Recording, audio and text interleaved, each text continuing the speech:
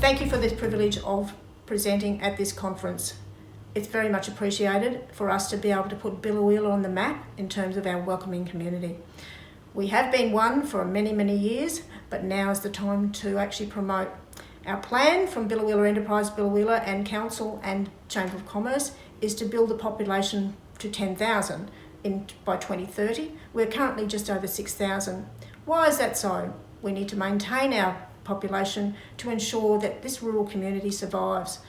But we also need to maintain and grow the population to ensure that this community thrives so that our children can continue to be educated here. We still can continue with the health services, but we are continued with a multicultural community that we value so much.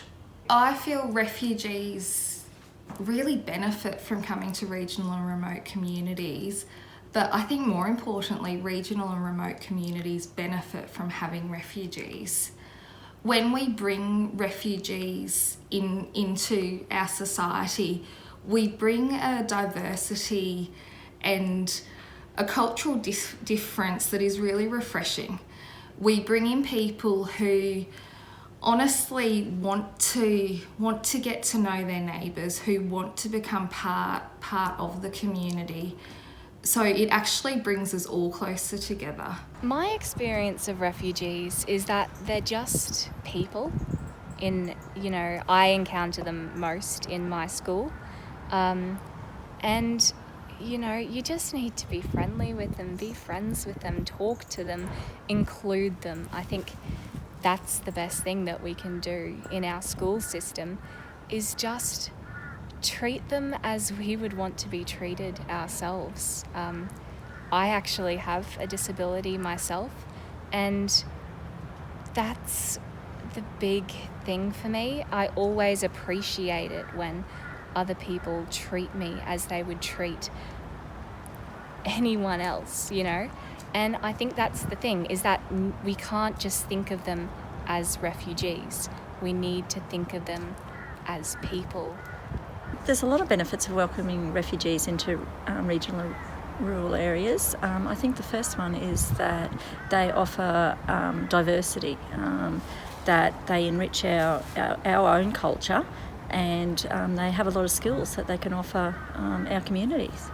When we're thinking about local communities, and particularly rural areas and immigration, refugees, I think it's important to think about it from a historical point of view, is that after most of conflict around the world, Australia has got a history of taking in large numbers of immigrants and refugees. So if you think about World War I and World War II, in our local community, that's where a large number of people came from our initial settlement. And I think that in the future, that's just a continuation of those sorts of policies where we're accepting people into our local community, particularly in rural areas where we have a large agricultural basis, is that's where our workforce comes from. And without those sort of big intakes at various times of, particularly after conflict, we wouldn't have the people to survive. That then feeds into our local community, which is the shops, the businesses, the schools, and basically the whole community comes from there. I think it's really, really important that we welcome more refugees and immigrants into regional Australia. I think regional Australia is slowly dying, and I think that leaching of labour and services in the community can only be addressed by an increase in population. Australia is built on, we're an immigrant society, so we should be welcoming more and more refugees and immigrants into our smaller rural communities, or they're going to die. It will be the end of the bush in Australia as we know it. Education-wise, when whole families come to the communities, it increases school population, it increases services for the whole community, it attracts more services to the community, and the family unit is the fundamental unit of all society, so we need more families in the bush because we're a dying breed out here, and we desperately need those families to facilitate the growth and maintain our rural communities. Quite a few years ago now, there was a group of Burmese refugees that were relocated to Biloela, and they sort of connected in through our church, so we were more aware of them, what they had come from, We had done like sessions at church and camps where we discussed what it was like for these people and what it was that they had fled, what it's like for them to leave family behind or friends behind. So,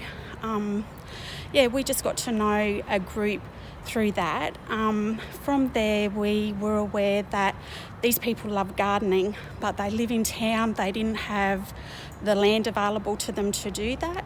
We live out on the edge of town where we had 5 acres that we weren't using, and so we just thought they can use our place.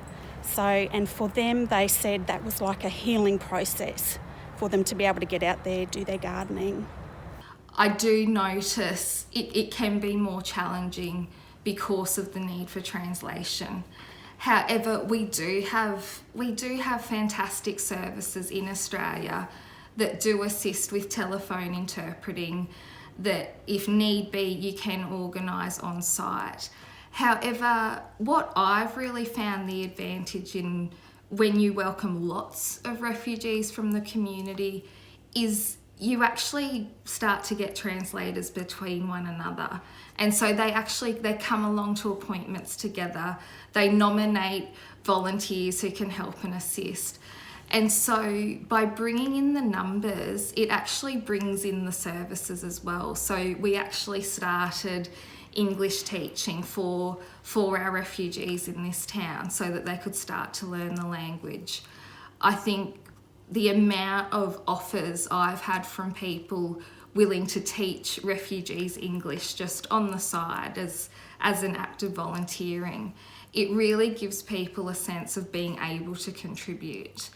The biggest challenge with bringing children into the schools, if English is their second language, is exactly that, is the language and getting them on board with the language. Children are very, very fast to learn and they pick up on the language really quickly when they're immersed in it.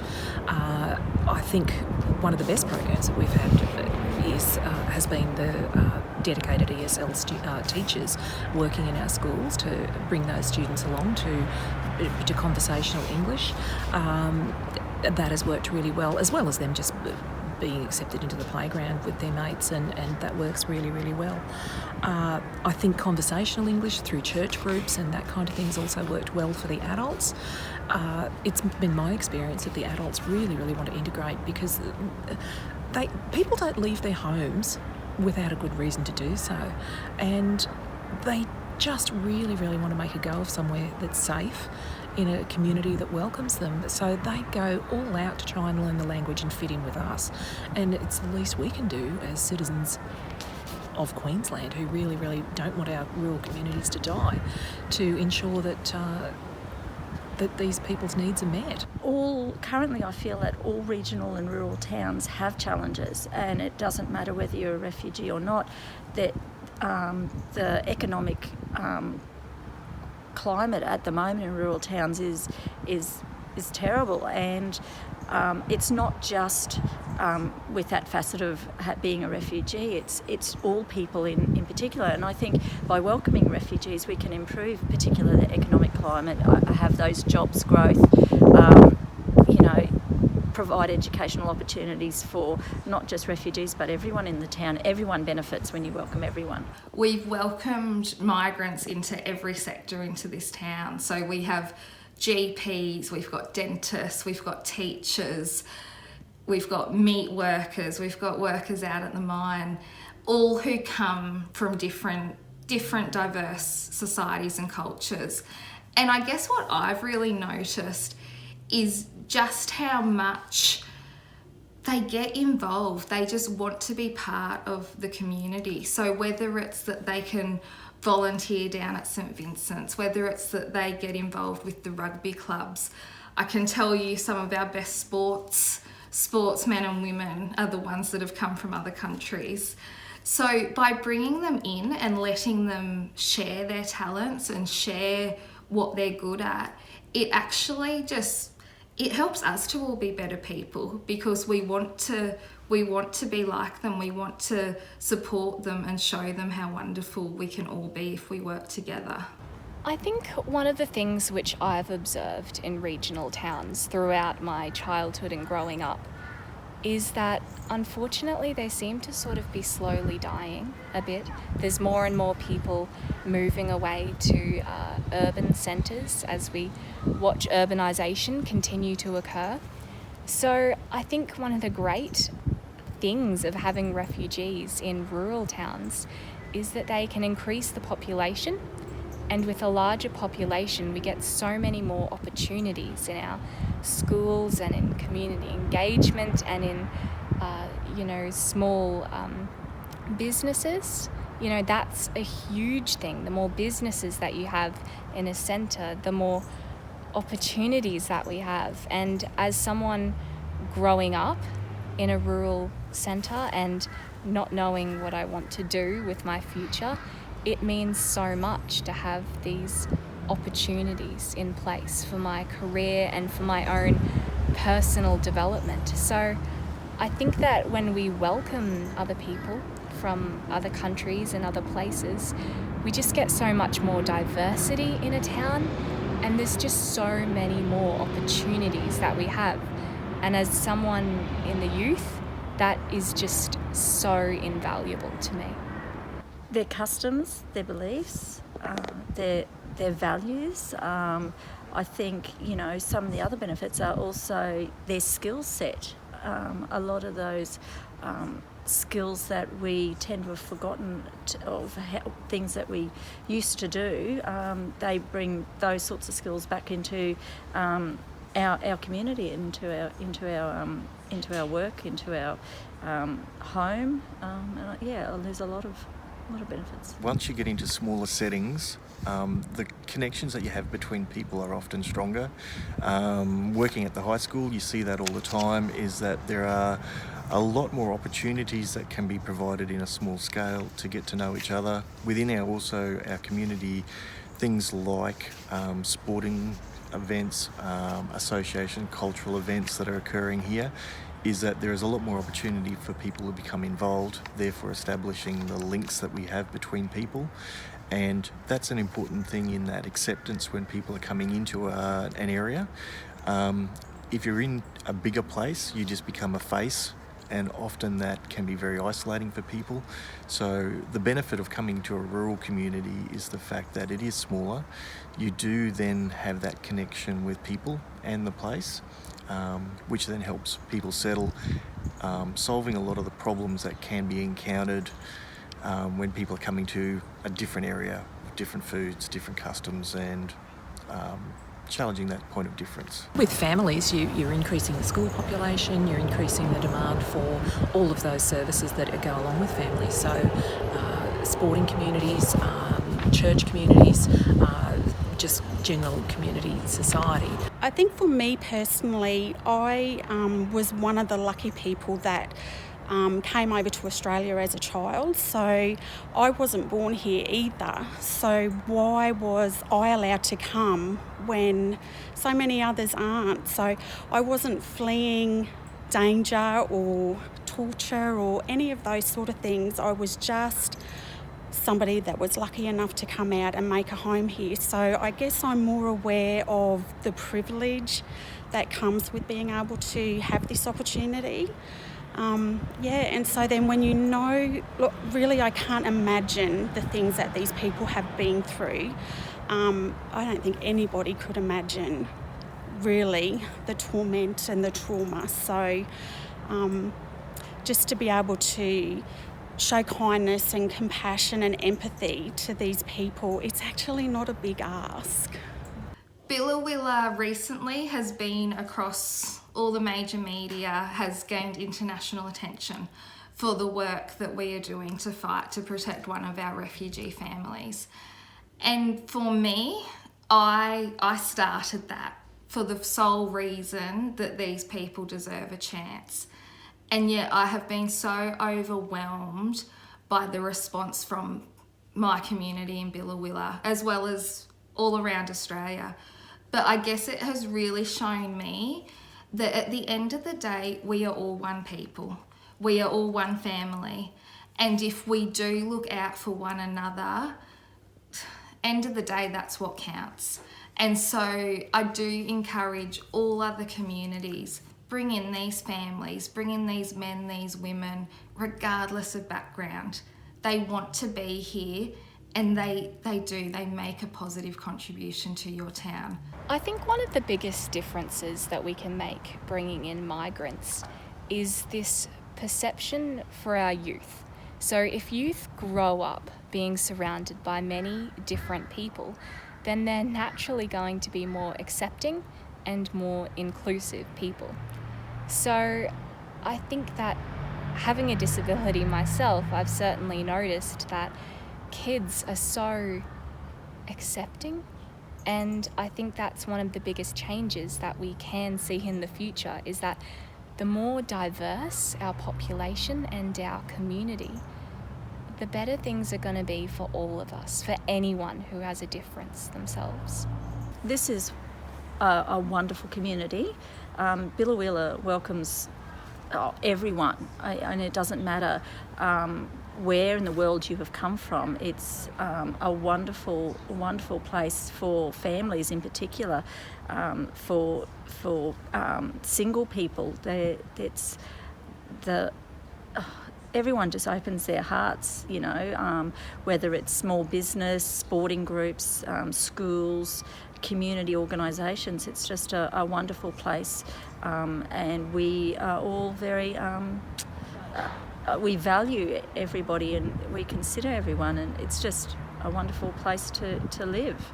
Just get to know them. I think probably one of the biggest fears with a lot of community members is that media paint refugees in a negative light, really. So, you know, they're not all coming over here to cause trouble. They're not all coming over to form gangs and harass people.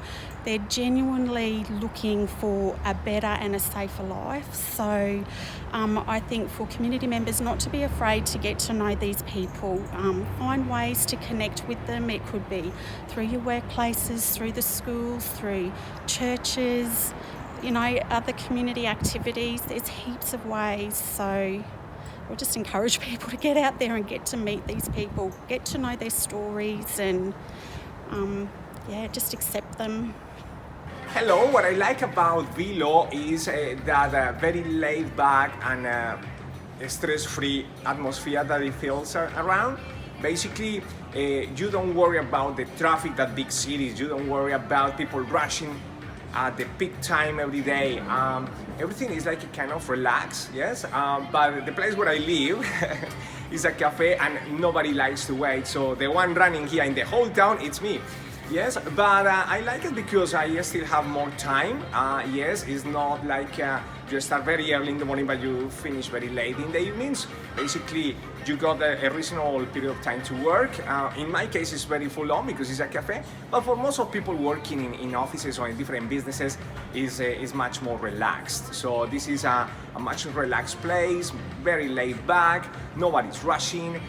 You take your time to do everything.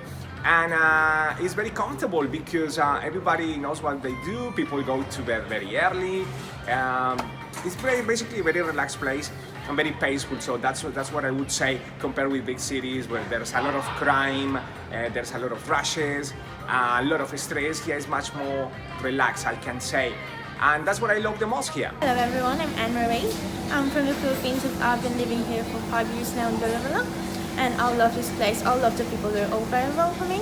What brought me to Biloela was this opportunity to work. Yes, I'm working here 6 days a week.